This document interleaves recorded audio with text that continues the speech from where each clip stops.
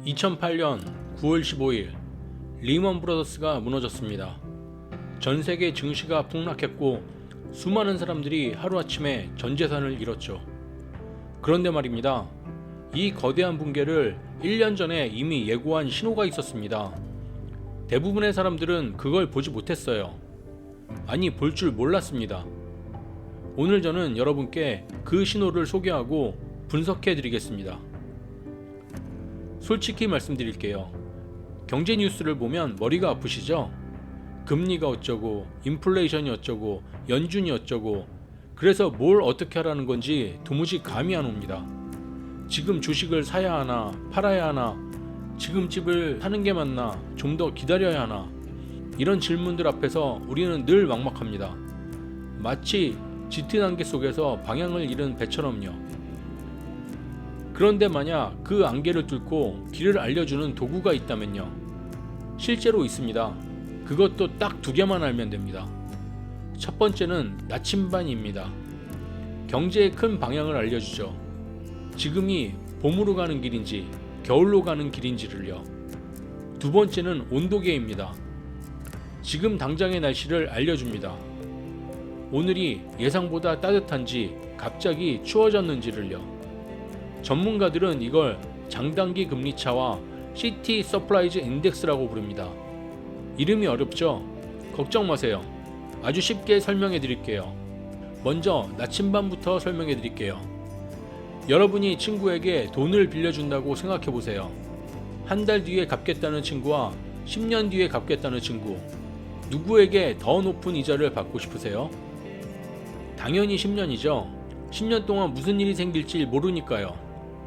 이게 바로 금리의 기본 원리입니다. 보통은 장기금리가 단기금리보다 높아요. 이게 정상입니다. 미국에서 10년짜리 국채금리에서 2년짜리 국채금리를 빼서 이 차이를 측정합니다. 이 단순한 뺄셈 하나가 경제의 미래를 보여주는 강력한 신호등이 됩니다. 이 차이가 크면 청신호입니다. 시장은 미래를 낙관하고 있고 경제는 성장을 향해 가고 있다는 뜻이죠. 그런데 이 차이가 줄어들다가 마침내 뒤집어지면 단기금리가 장기금리보다 높아지는 순간 이걸 금리 역전이라고 합니다. 이건 빨간불입니다. 아주 강력한 경고 신호예요. 이게 그냥 이론이 아닙니다. 2000년 닷컴 버블이 터지기 전 금리가 역전됐습니다. 2008년 리먼 사태 때 금리가 역전됐습니다. 2020년 코로나 침체 직전에도 금리가 역전됐습니다. 거의 예외 없이 이 신호가 먼저 켜지고 그 다음에 위기가 왔어요. 10년 주기로 찾아오는 경제 위기의 패턴. 이 나침반은 그걸 미리 알려주고 있었던 겁니다. 대체 왜 이런 현상이 생길까요? 도미노를 생각해 보세요. 첫 번째 도미노, 경기가 너무 뜨거워집니다. 물가가 치솟아요. 두 번째 도미노, 중앙은행이 개입합니다. 이러다 큰일 나겠다. 지금 금리를 확 올려버려요. 세 번째 도미노, 중앙은행이 올린 금리는 단기금리에 직접 영향을 줍니다. 단기금리가 가파르게 치솟아요. 네 번째 도미노, 그런데 장기금리는요? 시장이 생각합니다. 이렇게 금리 올리면 경기 나빠지겠는데? 불안해서 장기금리는 잘 안 올라요. 그래서 결국 단기가 장기를 추월해버립니다. 역전이 발생하는 거죠. 다섯 번째 도미노, 높은 금리가 기업과 가게를 짓누르고 결국 경기 침체가 찾아옵니다. 물가를 잡으려다가 경제 전체를 식혀버리는 아이러니한 결과가 되는 겁니다. 자, 이제 두 번째 도구입니다. 온도계요. 나침반이 큰 계절을 알려준다면 온도계는 오늘의 날씨를 알려줍니다. 이름은 시티 서프라이즈 인덱스. 핵심은 이름에 있어요. 서프라이즈, 놀라움이라는 뜻이죠.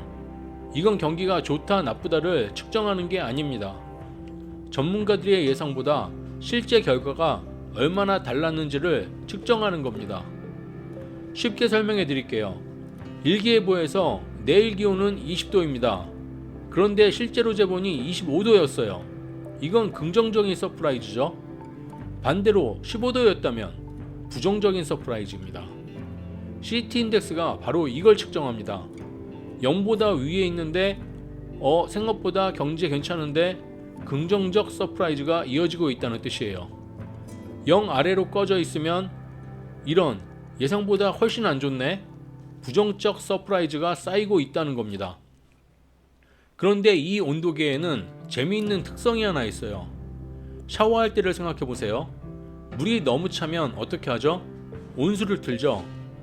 너무 뜨거우면 냉수를 틉니다. 경제학자들도 똑같아요. 실제 결과가 예상보다 너무 좋으면 내가 너무 비관적이었구나, 다음 예측을 올려잡습니다. 반대로 너무 안 좋으면 예측을 낮추죠. 그래서 이 지수는 극단적인 상태에 오래 머물지 못해요. 높으면 내려오고 낮으면 올라갑니다. 이걸 평균 획이라고 부릅니다. 자, 이제 가장 중요한 부분입니다. 이 두 도구를 따로 보면 착각하기 쉬워요. 하지만 함께 보면 비로소 진실이 보입니다. 나침반은 큰 계절을 알려주고 온도계는 오늘의 날씨를 알려주니까요. 실제로 이런 경우가 많습니다. 나침반이 빨간불을 켜요. 금리가 역전됐습니다. 경기 침체가 다가오고 있어. 그런데 이상하게 온도계는 아직 높아요. 경제 지표들이 예상보다 좋게 나옵니다. 근데 지금 경제 괜찮은데? 이게 뭘 의미할까요? 폭풍 전의 고요입니다. 태풍이 오기 직전 하늘이 맑고 바람이 잔잔한 것처럼요. 큰 위험이 다가오고 있는데 단기적으로는 모든 게 좋아 보이는 착시 현상이 일어나는 겁니다. 이때 온도계만 보고 있으면 큰 위험을 그대로 놓치게 됩니다. 2007년이 딱 그랬어요. 경제 지표는 여전히 좋아 보입니다. 하지만 나침반은 이미 빨간불을 켜고 있었죠. 그리고 1년 뒤 리먼 브러더스가 무너졌습니다. 그렇다면 지금은 어떨까요? 저는 여기서 답을 드리지 않겠습니다. 대신 여러분이 직접 나침반과 온도계를 확인해 보세요.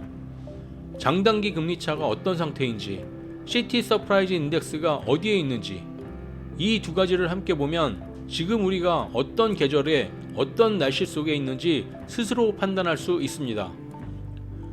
오늘 여러분께 두 가지 도구를 드렸습니다. 경제의 큰 방향을 읽는 나침반, 지금의 날씨를 재는 온도계. 이건 마법이 아닙니다. 미래를 100% 맞추는 것도 아니에요.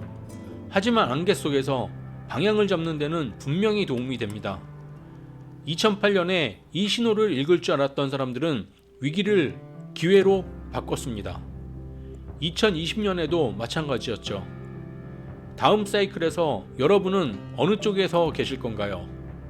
경제라는 거친 바다에서 이 나침반과 온도계가 여러분의 든든한 길잡이가 되길 바랍니다. 감사합니다.